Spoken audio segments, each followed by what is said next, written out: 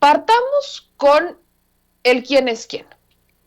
Después entraremos al tema particular del gas, pero partamos con el quién es quién, porque hoy el presidente López Obrador, aparte de pedir un espacio a Liz Vilchis para, digamos que poner la cereza al pastel de la infodemia y el porqué de la infodemia, también el presidente López Obrador y esta sección encabezada por Liz Vilchis aceptan una nota.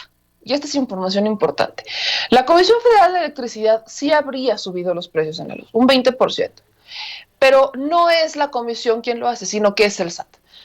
Vamos a ver y escuchar cómo acusan al Reforma de sensacionalista, de exagerar, de pretender un escándalo o hacer un escándalo al asegurar que la Comisión Federal de Electricidad incrementa el precio o el costo de la luz cuando habían dicho que no. Se corrigió la plana en la conferencia de prensa. Liz Vilchis dijo que el dato no es falso, pero se está exagerando. Uno, celebro que se diga que el dato no es falso, porque muchas personas saben que no es falso, lo han resentido, saben que es cierto, y mentirles sería caer en un error, pero también celebro que se corrija la plana cuando son sensacionalistas y que se diga quién. Lo único que me falta es que se nos explique, y aquí sería el SAT, por qué se incrementó este costo de la luz, por qué incrementar el costo, fue un tema de impuestos, fue un tema de no sé. ¿Qué es lo que pasó? Porque en mucho tiempo, y de hecho el propio director de la CFE ha dicho que la luz no va a subir, pero si subió un 20%, si subió esta tarifa un 20%, ¿a quién sube? ¿En dónde está enfocado este crecimiento? Acuérdense que no nada más es que subió, ¿a quién se le subió? Vamos a ver y escuchar lo que dijo Liz Vilchis en este quién es quién de las mentiras de la semana, por si usted no lo vio, para que se lleve esta información. La tercera nota dice, portada del Reforma, cae en el amarillismo. En la portada de ayer, la nota principal del periódico Reforma se titula Sube la tarifa de la CFE, sube CFE la tarifa del DAC, 20%. Así, con todo y signos de admiración, según la nota, las tarifas eléctricas domésticas de alto consumo para la Ciudad de México y el Estado de México han subido hasta 20.9%. Para agosto de este año, respecto a 12 meses atrás, revelan datos de la Comisión Federal de Electricidad. Hasta aquí el periódico. Decimos que Reforma cayó en el amarillismo porque su portada cae en el sensacionalismo. Es decir, que pretende generar sensaciones o emociones, que se interesa más por las formas que por el contenido de la información. Aquí Reforma quiere destacar que la Comisión Federal de Electricidad subió las tarifas de alto consumo 20% y pretende hacer un escándalo con ese dato que no es falso, pero se exagera. La nota para crear el impacto de que suben las tarifas eléctricas de uso doméstico. En primer lugar, queremos aclarar que no es la Comisión Federal de Electricidad, sino la Secretaría de Hacienda la que determina las tarifas domésticas. Existen dos tipos de tarifa doméstica, las de bajo consumo que reciben subsidio y las de alto consumo que no reciben subsidio. La nota de Reforma se refiere a las tarifas de alto consumo que se pagan cuando el consumo del usuario rebasa los límites de las tarifas de bajo consumo. La tarifa de alto consumo, o DAC, que estableció Hacienda para el mes de agosto en el Valle de México, es de 120 pesos con 90 centavos por cargo fijo mensual y 5 pesos con 50 centavos por cada kilowatt hora de energía consumida. Esto representa un incremento mensual de 0.74% en el cargo fijo y 2.8% para el cargo de energía. Si se comparan los dos componentes de la tarifa con respecto a agosto de 2020, hay un incremento de 6.8% del cargo fijo y 20.9% para el cargo de energía. Sin embargo, hay que quitarles el porcentaje de inflación.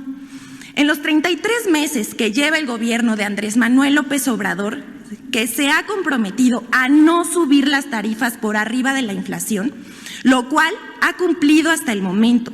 Esto se comprueba si vemos que el incremento para la tarifa de alto consumo en términos reales ha sido solo de 9.1%, mientras que la inflación ha sido de 11.41%.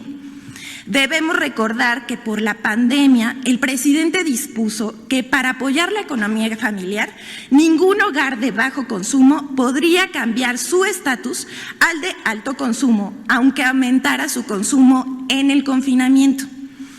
En 15 meses. Ahí está la información. Esas eran justo las respuestas que faltaban para algunos. ¿En dónde subió la tarifa? Solamente en el Valle de México. Estamos hablando Ciudad de México, Estado de México. ¿A quién le subieron la tarifa? A los que tienen tarifas de alto consumo.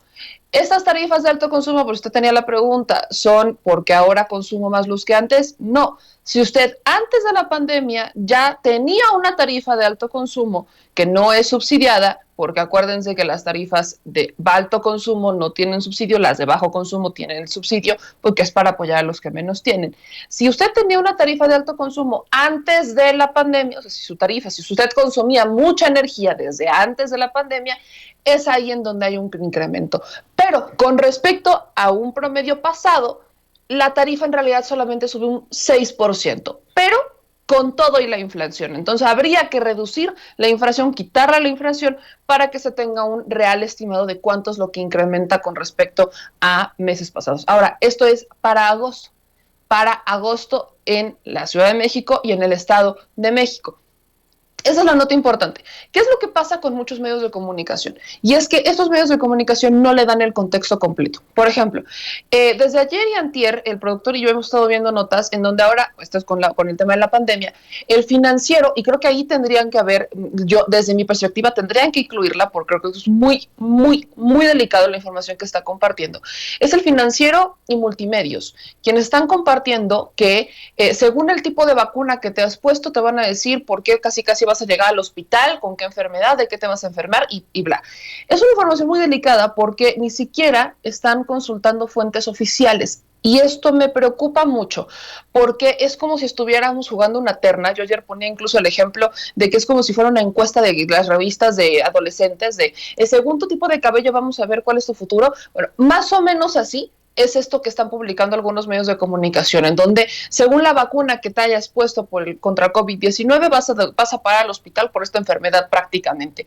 Las fuentes no las encontramos, no tenemos mayor análisis del tema, no hay una evaluación científica, no hay un estudio científico que lo ampare, no es porque salió en una revista científica, no, son análisis que están haciendo al vapor, según toman una fuente inglesa, pero no encontramos realmente la información, la están asumiendo, y esto es delicado porque ahí está el punto, así como lo hace el Reforma con algunos datos y son sensacionalistas, también lo hace, por ejemplo, el Financiero o lo hacen Multimedios con este tipo de información sensacionalista que genera desinformación, infodemia y que por supuesto en algunas personas les genera caos.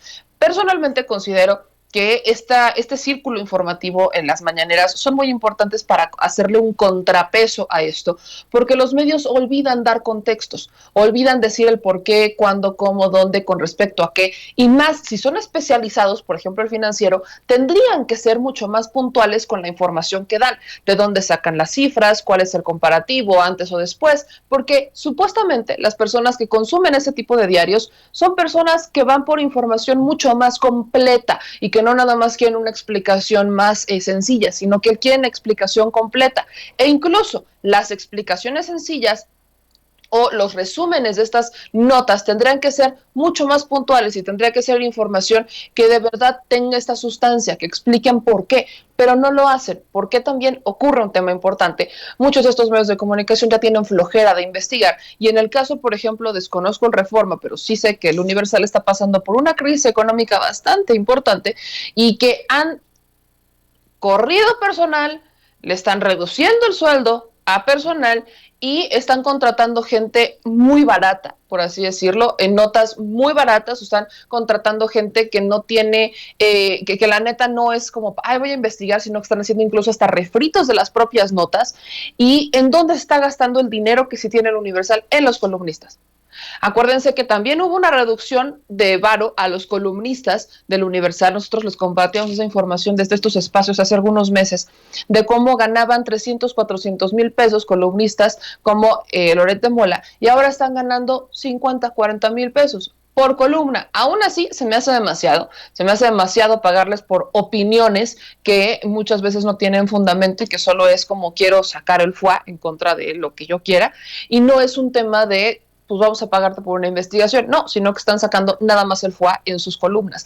Es un tema que tiene mucho que ver también con esto, y aparte la línea editorial, ¿no? Sumémosle la línea editorial, que es una línea editorial de sí, yo soy muy libre, muy libre, muy libre, muy libre, pero pues también quiero golpear y quiero buscar el punto flaco, y en vez de buscar los puntos flacos en donde quizás podrían estar, como el caso de Notimex, que lo exhibe el día de hoy Luis Guillermo Hernández, que exhibe los dos caras, como existe un pleito, como existen visiones contrapuestas dentro de la propia administración, en vez de visualizar los problemas de fondo, se van con lo superficial, y con eso tienen para escandalizar a la gente. Entonces, sí tenemos que presionar por una información mucho más completa. A nosotros nos encantaría tener los recursos que ellos tienen, imagínense, con toda su reducción, nos encantaría tener esos recursos, porque es la única manera en la que podremos quizás contratar más personal, hacer más investigación. Vaya, creo que hay que ser honestos, pero con todo y todo,